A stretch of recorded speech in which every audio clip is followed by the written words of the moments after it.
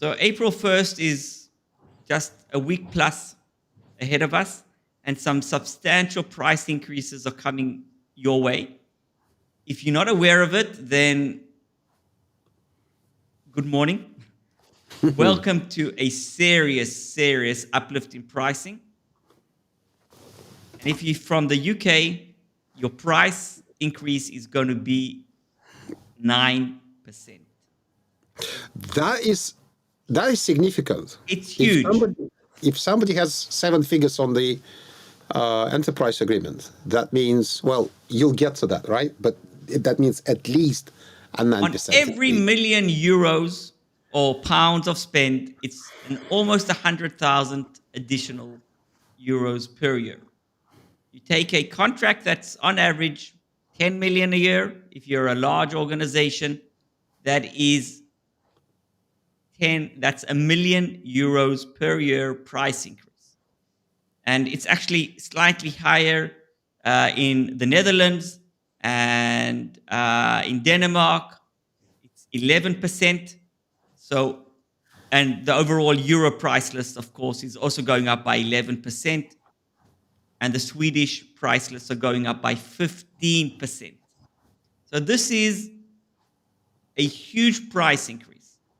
And we're going to talk about an additional price increase that's already happened that I think everybody's already forgotten about it, that happened last year, but I'll touch on it. So this is not your only price increase. This is only, I'd call it, a part of what you should expect to come your way. Huge, serious, you need to plan for it. And why? Okay, the why is not our why. This is Microsoft's why. Microsoft's why is currency fluctuations. They use the US dollar, US price list. There are multiple price lists across the globe. The Microsoft USD United States price list is the golden standard.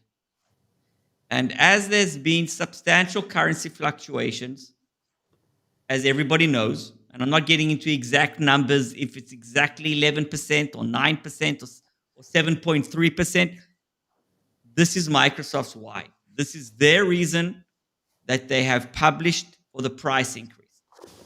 They are basically looking to realign the global pricing.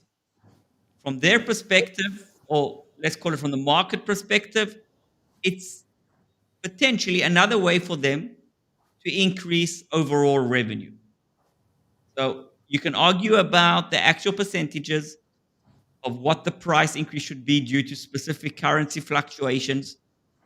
Bottom line is Microsoft is realigning their pricing metrics. Ultimately, this is going to increase the bottom line, and it's in Microsoft's benefit and not in the customer's benefit, regardless of what reasoning is behind it. You are the one that's being affected.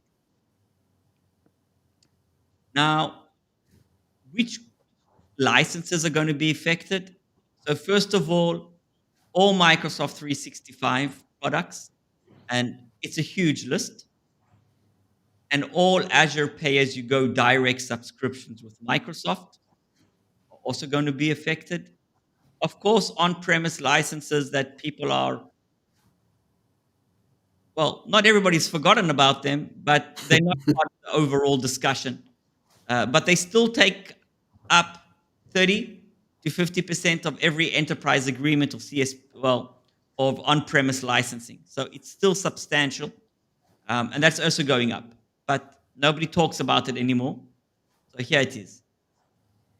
You need to take into consideration, and this is a plus, that if you are a Azure customer and you contract through the new commerce experience, what everybody knows as the CSP, that's the basic terminology, you will not be affected because pricing is in US dollars. So again, our US counterparts will not be affected by this price increase. It's basically everybody except for the US, almost, is going to feel this increase in their upcoming renewal or in the additional products that they add to their agreement midterm.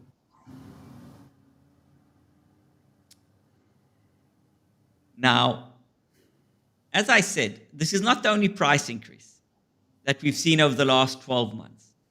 Last March, for those of you that still remember, because a lot's happened between March and March, basically, of this year, Microsoft announced a substantial change to their 365 licensing pricing, where every one of their SKUs was affected with the exception of 365 E5. So E5 was not affected. We all remember why, or I can remind you why, for this very basic reason, simple reason that Microsoft wants to transition their customer base to E5. And the way to do that, except for convincing you of the benefits of the product and of the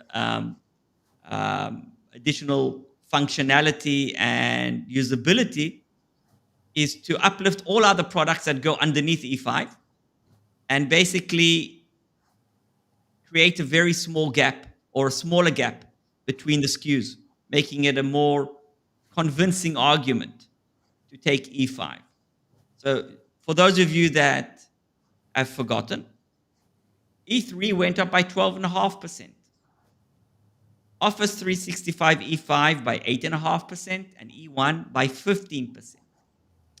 So if you're an E3 customer and you're planning to stay on E3 with your coming renewal, you're going to be paying, if you're a European, if you're working, off the Euro price list, 23.5%, almost 25% increase in your overall cost. So if you were paying €1 million for your E3, you're going to be paying €250,000 in additional cost. Daryl, can I please. please just emphasize something here? What we are noticing is nobody is ready for any price increases, and 25% increase could come as a massive shock, because procurement still operates. I mean, those who don't know, who's never been through renewals, they don't operate with the assumption that the Microsoft budget will inevitably go up by at least 10-15% at the next renewal. It is immensely difficult to keep your budget the same as it was 3 years ago. And obviously, prices are locked for 3 years in an enterprise agreement, and then there's a renewal coming. And even if you stay on the same products and you change nothing and you negotiate no discounts, this could be, as just Daryl said, going from 1 million on E3 to 1.25 million. Nobody has that in the budget unless they planned for it. So obviously, you can't go into it unprepared. By the way, just a little note. It should be March 2022. Sorry, I missed that. Sorry, no, that's there. So it was March 2022, exactly a year ago. Alex, you brought up a very valid point. One of the things that we're seeing with organizations that are rushing, some of them are rushing to renew, have an early renewal, others are not going to make it, is that they didn't cut the budget correctly. So when they did their budget planning last year, the majority of organizations didn't take into account the overall general price increase. Definitely not the 24-25% price increase. And one of the challenges that we are facing with our customers is that there are actually two different negotiations going on. One external with Microsoft, and then a second one internally with the finance team. And the negotiation internally, as everybody knows, sometimes is actually more challenging than negotiating externally. Now go find additional 20-25% for budget. That's a tough call, and it's shaking up organizations and shifting budgets and just pressure that ultimately nobody really needs. We'll talk about planning in a few minutes. What's happening globally? So globally in India, there was a price increase already February 23rd. On-premise went up by 4.5%, online services by 9%. And for those of you that have never seen what a GGWA is, that is get genuine licenses for Windows for end user desktops or laptops that did not come with an original OEM Windows. That's the way to basically purchase OEM licenses directly from Microsoft. Korea and Asia regions, April 1st, on-premise is going up by 15%, online by 11%, and Japan by 20% for on-premise and 15% for online services. So how is this going to impact your current EA? Existing customers that have still got a way to go, they will not be affected per their current licensing schema. So whatever you've already paid, for whatever you have within your contract or in your customer price sheet, your CPS, those prices are fixed, including true-ups or additional 365 licenses. Those are fixed and you will not be impacted.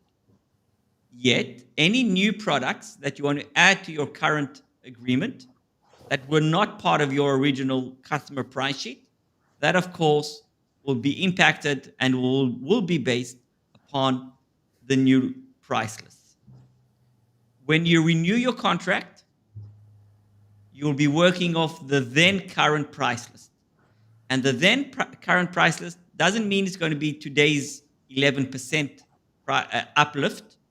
It could be more.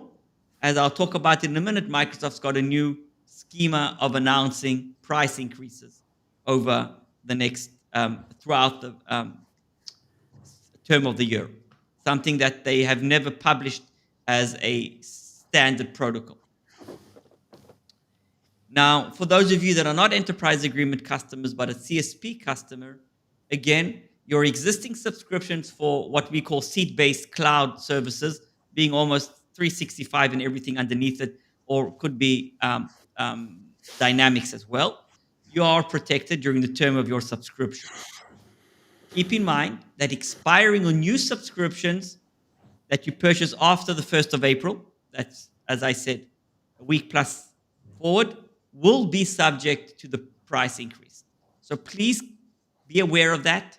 Don't make that mistake of assuming that what you're paying today is what you're going to be paying in after the 1st of April. So again, it comes down to budgets.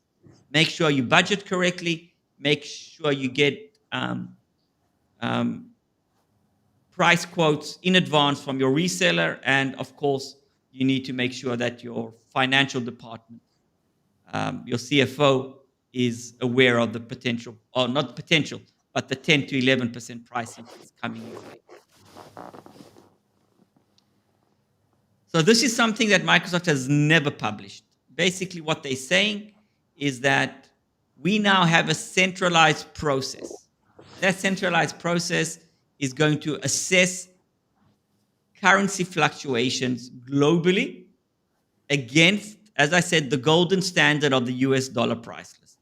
And this is going to happen on a semi-annual cadence, meaning twice a year. Every 6 months, Microsoft has basically announced, we still have to see this happening, that they will release potential updates or price increase to the price list. Now, this is, for those of you that have been around Microsoft for many years, this is something new. Prices, to say to the benefit of Microsoft, I'm not talking about the specific 365 uplift that happened a year ago. Microsoft was very consistent on not increasing prices globally. They were very, very consistent throughout the years. And there were specific products that you would see that would stay flat for years and years, for 3, 4, 5 years. That's changing. Again, the economy has changed. There's a lot of uncertainty in the market, and Microsoft has adapted to meet that challenge from their perspective. So I you have need a to be aware of this when you go into any of your next budget discussions. I have a question. Sorry. Do you think, because on the surface it means like what they're announcing is, if you're not in the United States, expect price list changes every 6 months. But do you think that that gives them also an opportunity to increase prices of services and products with the same cadence? It's not a part of this announcement. You may even infer that the US price list will remain the same. But I'm thinking, if I'm a business, if I do this, it kind of gives me an opportunity to reassess the prices with the same cadence. Is this the practice that we should be at least, I'm not saying expecting, but ready for? I think potentially, Alex, that we should definitely look out for that option. Microsoft is not talking about it yet. This is a golden opportunity for them to subtly realign pricing under the excuse of currency fluctuations and semi-annual price increases or price realignment. So yes, let's keep an eye out for that. And I think that as Microsoft is one of the biggest spend buckets within most organizations, you really need to keep your finger on the pulse, because this can have a huge, huge impact on your budgets going forward. Okay. So how can you protect your prices? So for everything that's happened as of April 1st, you can't touch it.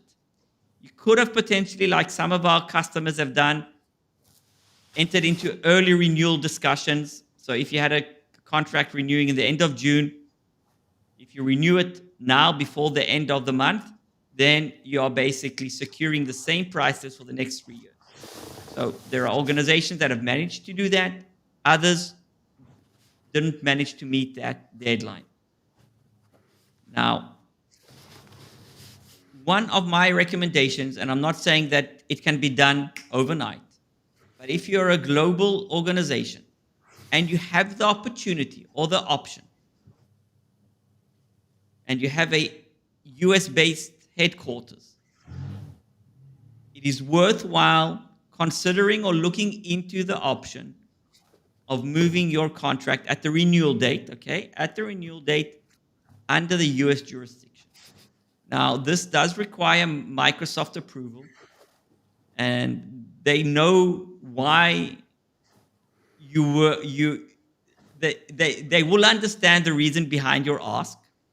Yet, if legally you are set up to have a contract in the US, from that perspective, from what all the information we have available and the price increases that we've seen, it looks to be the safest option going forward. In addition, on your renewal date, as we know that there's going to be semi-annual updates to the pricing, lock in pricing for products that you do not need today. And the way that you do that in an enterprise agreement is you just add in one license of basically any SKU. So it doesn't matter if you just add on 20 SKUs of products that you maybe will need, maybe in the future. The price that you're going to be adding to your agreement is negligible to any potential price increase. So I highly recommend that you look at the entire product list. It's huge, but pick another 10 to 20 products that you potentially might use and secure one product in your contract. That will lock in price protection for the next 3 years. You need to prepare for tough negotiations. It's not going to be an easy negotiation with Microsoft. I want to remind you, again, 2021 should be 2022. This is me going back 2 years. In 2022, you need to remind Microsoft when you negotiate your renewal that there were 2 price increases. The Microsoft reps might easily have forgotten that there was a almost 15% price increase a year ago. So when you have the discussion, then everybody starts talking about, oh, the 11% increase is not us. It's the foreign exchange rates. It's the economy. It's not Microsoft. Just remind them, well, yes, it is Microsoft. You took the decision based on whatever metrics that you have. 1. 2, this is your second price increase. So our prices are going up anywhere between 15 to 25%, depending on products and SKUs, and use that. It's a tough discussion, but you need to put it on the table. It's not going to be, you're not going to receive automatic discounts at the same level. I want to just prepare you. It's not going to happen. But yes, you can always offset some of those increases if you position yourself correctly. You will need to have multiple BATNAs. A BATNA is the best alternative to a negotiated agreement, or what I call not an agreement, but to a product, because you need to have multiple BATNAs. So you need to have multiple alternatives. Meaning, if you have in place even the most trivial product that everybody knows of Microsoft 365, and you have a very large workforce, just maybe, there are areas in your organization that you can use competitive products. Maybe it's for factories or for third parties. Again, I'm talking about areas where it's worthwhile, where you have thousands and thousands of users. It's not going to offset the price substantially, but it shifts the discussion to an area of there are competitors. You are at a certain risk, Microsoft. It's the same discussion for Dynamics. What are your alternatives for Dynamics? What are your alternatives to Power BI? There is always an alternative. If you're looking at Microsoft security, what are your alternatives? Do you have Okta? Are you looking at Okta? Are you looking at maybe Symantec for some of your antivirus or other end user protections? There's a whole list of products. Maybe you're using them in parallel to Microsoft. Use that as leverage to offset pricing. You need to really prepare. Otherwise, if you don't prepare multiple BATNAs, you will pay the full price increase. And that's something that I'm sure you don't want to happen. And I've got no doubt your CFO is not going to be very happy about. Daryl, by the way, And yes, now I've come to the end of, I'm jumping forward. I've come to the end of what I have to say. And now let's take any questions, Alex, that you've gathered from our customers or potentially that they've sent to you in the back end. I was actually taking notes in this notebook during your speech, and I have a few questions that are based on what you just said and the subtle conversations that we have during negotiations with various teams. So I'll simplify it. So one of the simplest questions that I can probably ask, you mentioned early renewal. And if you remember in our previous live events, and we have a few events that we did last year, 2 years ago, about negotiations with Microsoft, we kind of sway in various directions about early renewals. So right now, we just had a successful example of an early renewal that secured the old price list, which is good. But do you still see, because those were your words, that early renewals should be approached with extreme care? So it's a good tool, but it's a good tool in what's the word I'm looking for? In knowledgeable, you can't really say knowledgeable hands, but you understand what I mean. I totally understand. So let me answer that. I got a question. I got exactly that question from a customer of ours a few days ago, that they have their renewal coming end of December. And the discussion is, do we want to have an early renewal and bring it forward to June? Okay, April's not going to happen, or March, but June. And we had a very interesting discussion around the pros and cons of that. Ultimately, I would say that I still stand behind my previous statement. Early renewals don't always work to your benefit, meaning moving the contract 6 months prior to the renewal date, if it's not planned by Microsoft and it hits them in their, not in the same fiscal year, you actually might not benefit from additional discounts. And if it's not planned for Microsoft, they have no incentive to push it forward. The account team actually has not budgeted for this current fiscal year a early renewal if you didn't discuss it with them many months ago. An early renewal from their perspective could actually be disadvantage. It could put them in a disadvantage internally, as the Microsoft financial team will actually ask the account team to increase next year's budget or revenue based on an early renewal. So it potentially will put the Microsoft account team in a position where it's not beneficial to them. And if it's not beneficial to them, they won't be assisting you. They might even cause you damage internally in going through the process. So you need to be really, really careful. Now, having an early renewal instead of December, bring it forward to November, October timeline, absolutely. That could be a benefit, just to miss out on the end of the year rush and everything that goes into that.